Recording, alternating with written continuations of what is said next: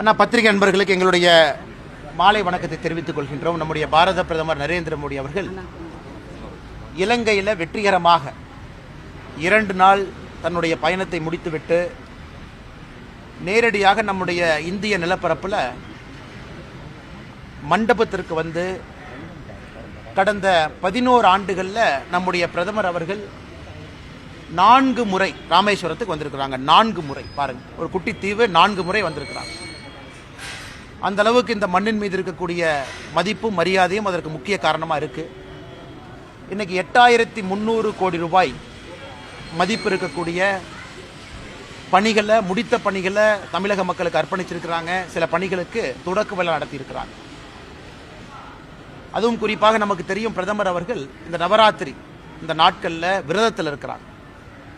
அந்த நேரத்திலும் கூட இந்த முடிக்கப்பட்ட திட்டத்திற்கெல்லாம் மரியாதை கொடுத்து ராம நவமி நாளில் 550 கோடி ரூபாய் மதிப்பில் கட்டப்பட்டிருக்கக்கூடிய வெர்டிக்கல் லிஃப்ட், அந்த பாம்பன் பாலம், அதனுடைய திறப்பு விழா சிறப்பாக இன்னைக்கு நடத்தியிருக்கிறாங்க. ஏற்கனவே சொன்னது போல 8300 கோடி ரூபாய் மதிப்பு இருக்கக்கூடிய திட்டங்களை நமக்கு அர்ப்பணிச்சிருக்கிறாங்க.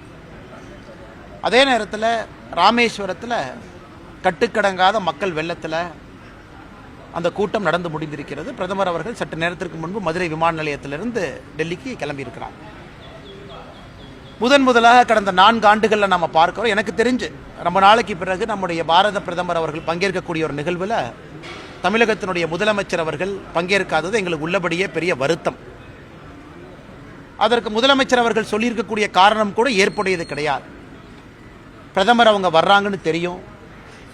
அதுவும் பிப்ரவரி மாதத்திலிருந்தே பாம்பன் பாலம் திறப்பு விழாவிற்காக நாட்கள் குறிக்கிறாங்கன்னு நமக்கு தெரியும். மாநில அரசோடு பேசுகிறாங்கன்னு தெரியும். நமக்காக 8300 கோடி ரூபாய் மதிப்பு இருக்கக்கூடிய திட்டங்களை கொடுப்பதற்காக பிரதமர் இலங்கையிலிருந்து நேராக டெல்லிக்கு போகாமல் தமிழ்நாட்டுக்கு வந்திருக்கிறாங்க. அப்படி இருக்கும் பொழுது பிரதமரை வரவேற்க வேண்டியது மாநிலத்தினுடைய, நம்முடைய பிரதிநிதியாக இருக்கக்கூடிய முதல்வர் அவருடைய தலையாய கடமை.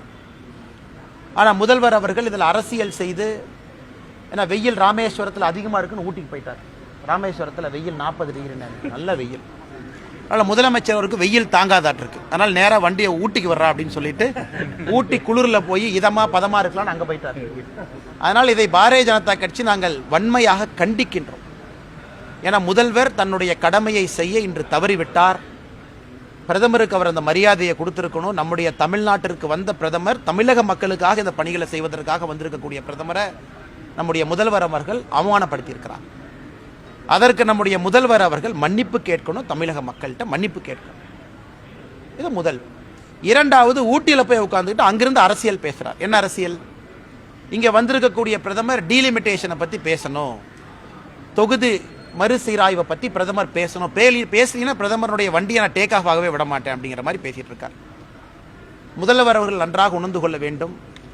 அவர் நடத்தக்கூடிய தொகுதி மறுசீரமைப்பு நாடகம் என்பதை தமிழக மக்கள் பார்த்து இது நாடகம் என்பதை முழுமையாக உணர்ந்து விட்டார். தொகுதி மறுசீரமைப்பு எப்போ வருமோ, எப்போ சொல்ல போறாங்களோ அன்னைக்கு தெரியும். தொடர்ந்து பாரதிய ஜனதா கட்சி நாம் என்ன சொல்றோமோ அதே போல ப்ரோரேட்டா பேசிஸ்ல இருக்கும். யாருக்கும் இன்னைக்கு இந்தியாவில் இருக்கக்கூடிய எந்த மாநிலத்திற்கும் ஏற்றம் இருக்காது, இறக்கம் இருக்காது. அதே ப்ரொபோர்ஷனேட் ரெப்ரசன்டேஷன்ல இருப்பாங்க.